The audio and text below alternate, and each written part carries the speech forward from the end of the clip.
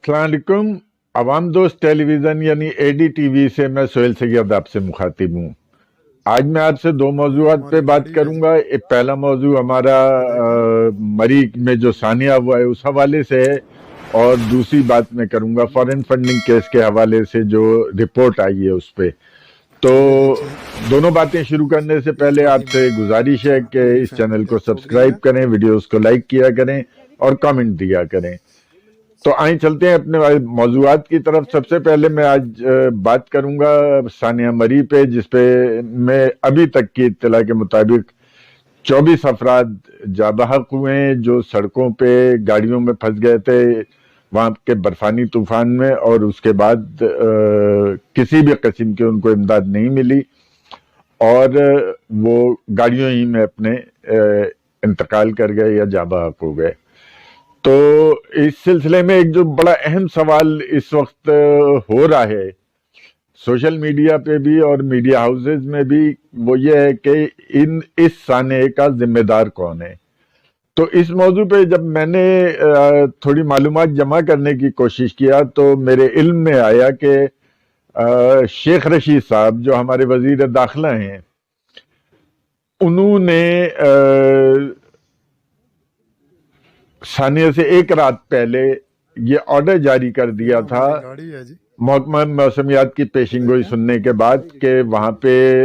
बर्फानी तूफान का शदीद खतरा है। तो उन्होंने ये ऑर्डर जारी किया कि मरी जाने वाले रास्तों को बंद कर दिया जाए और पूरी फैमिली डेथ किसी को भी मरी जाने की इजाजत ना दी जाए। लेकिन उससे पहले क्योंकि हमारे खान साहब की गवर्नमेंट यानी इमरान खान साहब की गवर्नमेंट ये तासुर देने की कोशिश कर रही थी कि मरी में सयाहों की बहुत बड़ी तादाद मरी की तरफ सफर कर रही है, क्योंकि पाकिस्तान के माशी हालात बहुत बेहतर हो गए हैं और लोगों के पास इतना पैसा आ गया है कि वो सैर तफरीह के लिए मरी की तरफ सफर कर रहे हैं। इस सिलसिले में मेरे ख्याल में 6 तारीख को फवाद चौधरी साहब ने एक ट्वीट भी किया था कि जी पाकिस्तान के माशी हालात इतने अच्छे हो गए हैं कि 6 तारीख की बात मैं कर रहा हूं कि 6 तारीख को 1 लाख गाड़ियां मरी की तरफ जा चुकी हैं। अब अगर इस बात पर गौर किया जाए कि मरी में सानिया क्यों हुआ, तो बहुत वाज़ेह नजर आता है कि हमारी हुकूमत ने इस मामले को, इस साने को रोकने के लिए कोई खास इकदाम नहीं किए थे और इसके साथ ही साथ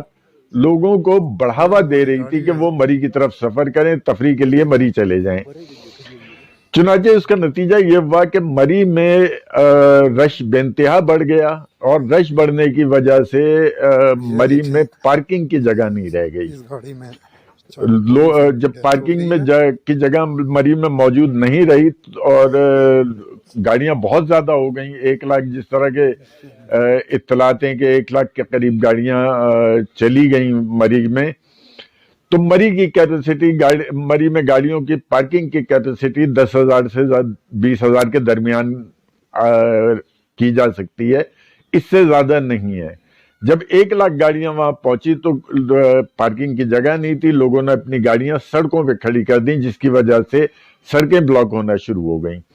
शेख रशीद साहब को जब ये इत्तलात मिली तो शेख रशीद साहब ने, जो हमारे वजीर दाखिला हैं, उन्होंने ऑर्डर जारी किया कि मरी का रास्ता बंद कर दिया जाए और मजीद लोगों को मरी जाने की इजाजत नहीं दी जाए। मरी में उस वक्त सूरत हाल ये थी कि मरी के होटल्स में जो 2-3 हजार रुपए किराए के कमरे थे, उनके होटल वाले उन कमरों का किराया 30 से 40 हजार रुपए वसूल कर रहे थे और अंधाधुन पैसा बना रहे थे। इसके साथ हीटर जिन लोगों को फराम किया जा रहा था उनसे तकरीबन 1,000 रुपए फी घंटा चार्ज किया जा रहा था और हीटर के बगैर गुजारा वहां मुमकिन नहीं था। चुनाचे मरी के होटल मालिकान ने मरी से जो MNA हैं हमारे जनाब सदाकत अली अब्बासी साहब, PTI के MNA, उनसे राब्ता किया और उनसे कहा कि जो वजीर दाखिला साहब ने मरी आने के लिए पाबंदी का ऑर्डर जारी किया है, इसको खत्म कराया जाए। सदाकत अली अब्बासी साहब ने فیڈرل گورنمنٹ سے رابطہ کیا، یعنی عمران خان صاحب سے ہی رابطہ کیا ہوگا یقیناً، میں کنفرم نہیں ہوں، لیکن فیڈرل گورنمنٹ سے انہوں نے رابطہ کیا، اور اس کے بعد انہوں نے صوبائی وزیر اعلیٰ پنجاب جناب عثمان بزدار سے رابطہ کیا، اور ان سے اور فیڈرل گورنمنٹ کی مرضی سے جو آرڈر شیخ رشید صاحب نے دیا تھا کہ مری کی طرف لوگوں کو نہ جانے دیا جائے، اس کو ختم کرا دیا۔ چنانچہ شیخ رشید صاحب نے 8:30 بجے یہ آرڈر دیا تھا، 12:30 بجے راستے کھول دیے گئے، اور اس کے بعد لوگوں کا ایک اور بڑی تعداد مری کی طرف روانہ ہو گئی، جو ظاہر مری میں پارکنگ کی جگہ نہیں تھی اور مری تک پہنچنا ممکن ہی نہیں تھا، چنانچہ گاڑیاں راستے ہی میں رکنا شروع ہو گئیں۔ جب راستے میں گاڑیاں رکنا شروع ہوئیں اور اس کے بعد جب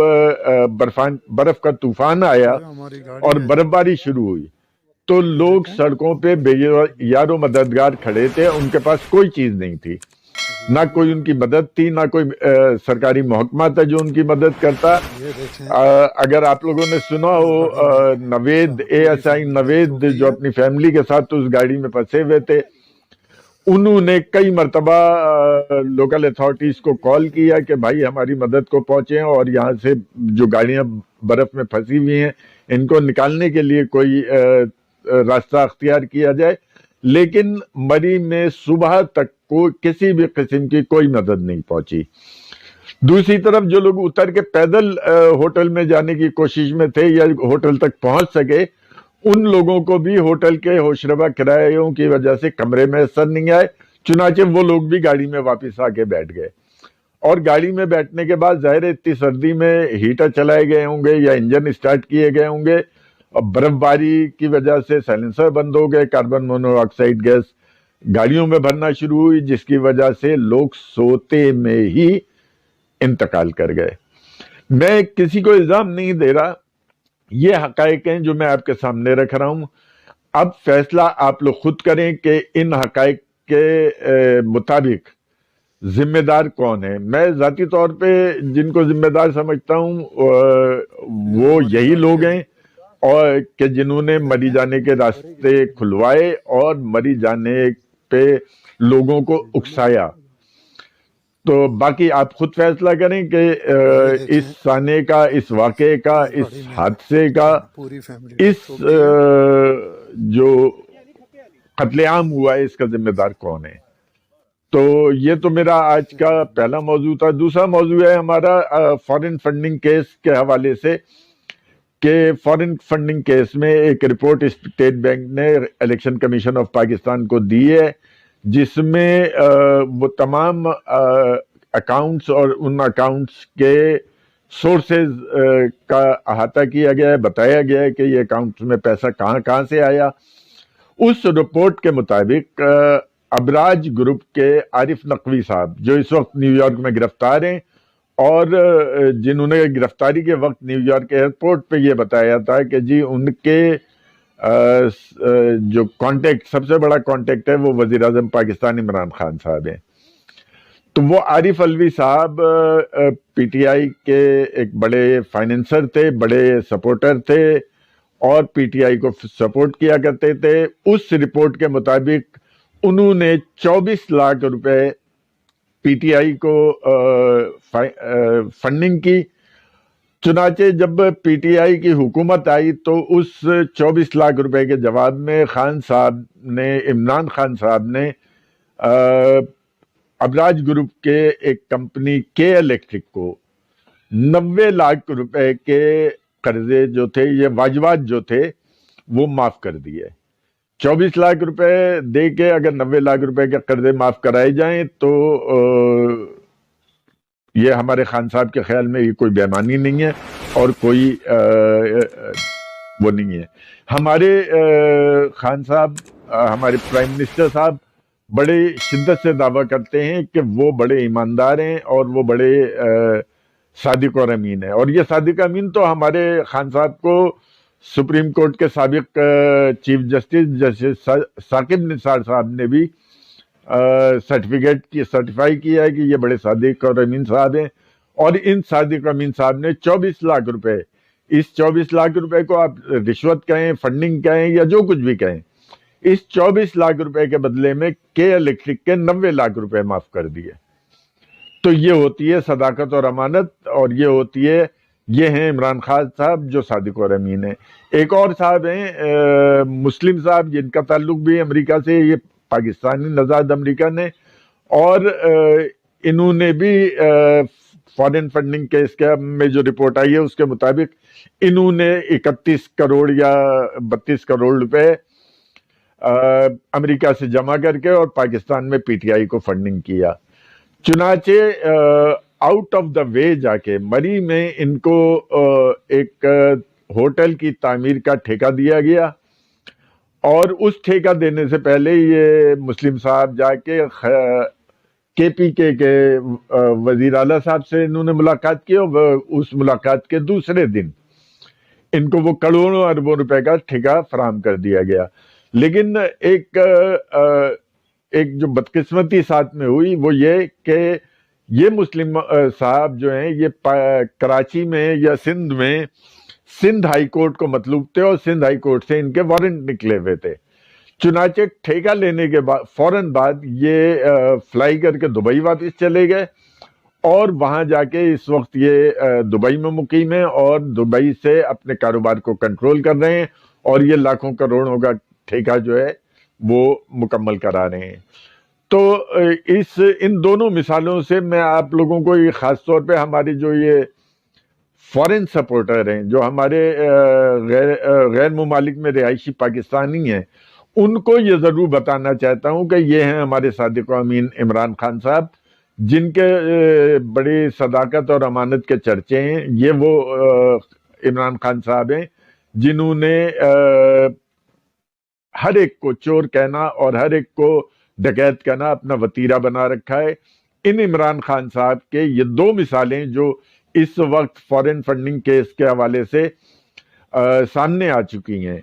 इसके अलावा एक ये तीसरा जो और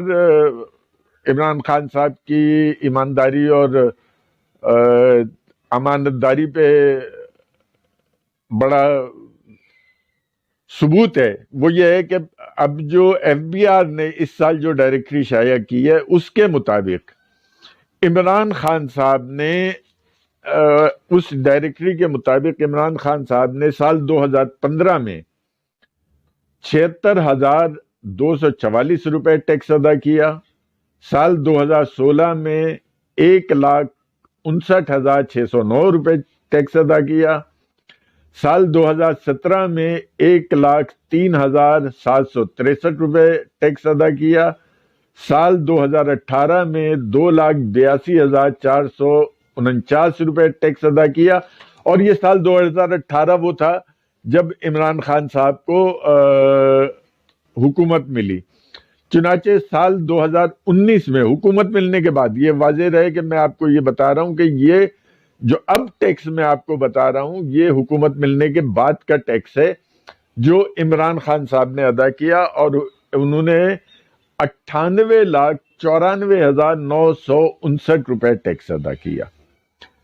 यानी आप अगर गौर करें तो एक साल में इमरान खान साहब की आमदनी में इतना इजाफा हुआ कि टैक्स 2,82,449 रुपए से बढ़ के 98,94,959 रुपए हो गया। यानी टैक्स में तकरीबन 98 गुना 98 टाइम्स इजाफा हुआ। जो टैक्स 2 लाख रुपए था वो बढ़ के 1 करोड़ हो गया, और जाहिर है जब ये इतना टैक्स उन्होंने अदा किया है तो